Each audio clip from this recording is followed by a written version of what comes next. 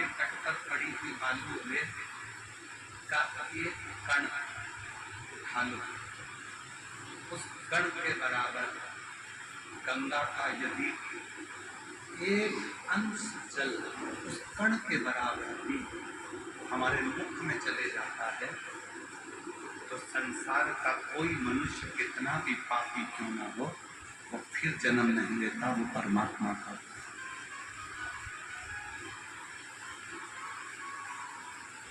जरा विचार करिए, इसको बढ़ा दे बाबा, अंदर के स्पीकर बढ़ा, और जितने स्पीकर अंदर पंडाल में लगे उसको भी बढ़ाइए।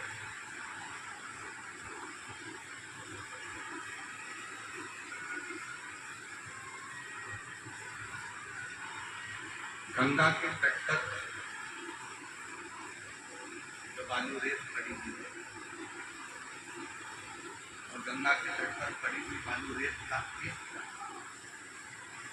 आप उठा लीजिए, खत्म मत कर दीजिए। गंगा के तट पर पड़ी हुई बालू रेत का एक कण के बराबर गंगा का जल यदि हमारे मुख में गया, तो पुनः हमारा इस संसार सागर में जन्म ले। अब दूसरी बात क्या लिखी शिव महापुराण के अंदर, अमृता जी क्या कह रहे हैं कि गंगा की तट पर पड़ी हुई बालू रेत का एक कण के बराबर गंगा जल यदि हमारे मुख में जाता है, तो हमारा पुनर्जन्म नहीं होता। और यही शिव महापुराण के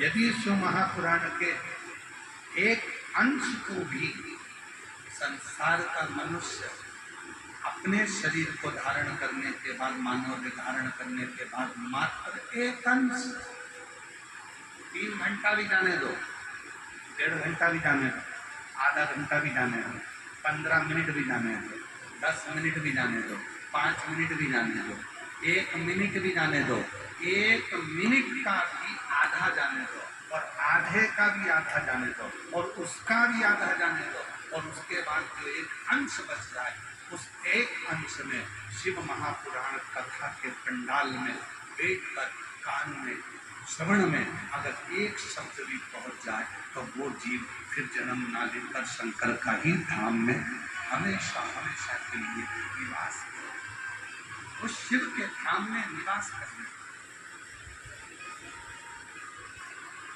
वो भगवान शंकर का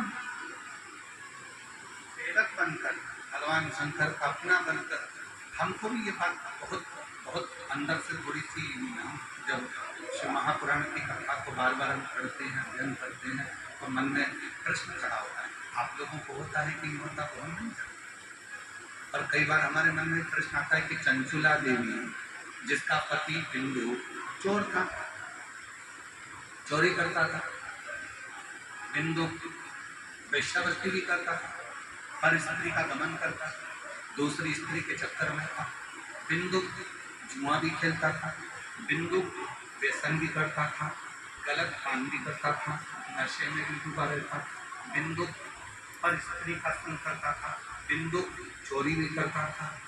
दुनिया का जितना जितना बेकार काम है सारा वो बिंदु करता था। जब बिंदु भी इतना बेकार काम करता था, तो उसकी पत्नी चंचुला पार्वती जी की सहेली कैसे बन गई?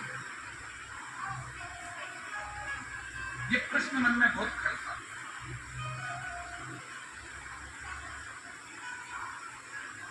ये मन में ये प्रश्न बार बार आता कि चंचुला देवी पार्वती जी की सहेली कैसे, सखी कैसे बन गई, कैलाश पर जाकर कैसे बन गई? तब 2 दिन से हम इस प्रश्न के उत्तर को ढूंढने का, अपने मन में आए हुए प्रश्न को ढूंढने का प्रयास करने के उत्तर, तब जाकर आज मत्स्य पुराण में इसका उत्तर मिला।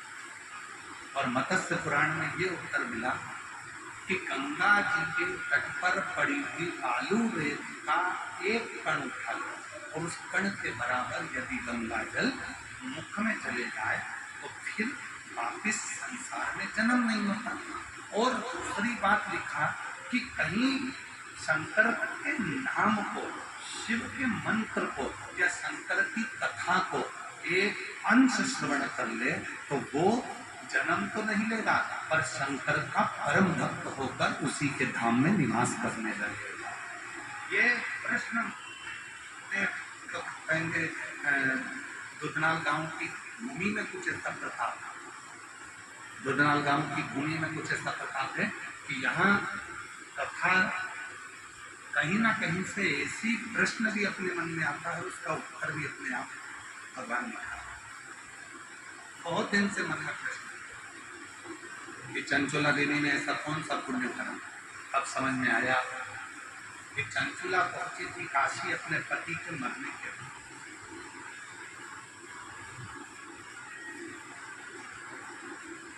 चंचुला खरीद रही थी वस्त्र अपने पति के मरने के।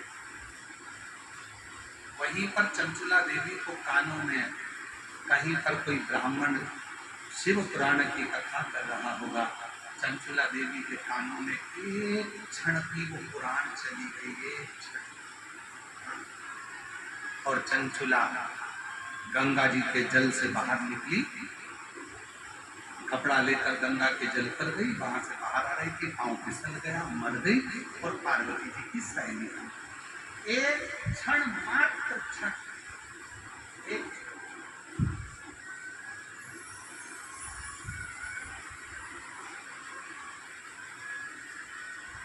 अब जरा विचार करो, जब एक क्षण मात्र की शिव पुराण कानों में जाती है तो भगवान शंकर के धाम में हम उनके सखा, हम उनके पुत्र, हम उनके परिवार बनकर, उनके मित्र बनकर रहने लगते हैं। और आप सब लाखों की संख्या में आकर जब भगवान शंकर की कथा को 2 घंटा, 2.5 घंटा, 3 घंटा रोज श्रवण करते हो तो निश्चित है कि तुम भगवान शंकर की गोद में बैठोगे, शिव की गोद में।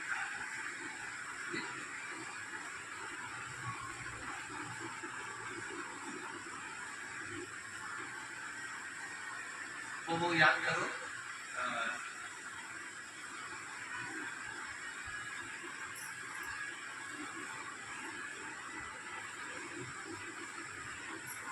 श्री गोविंद जी कांडा जी के यहाँ गोपाल जी कांडा जी हरियाणा में तारा बाबा की कुटिया में कथा बची।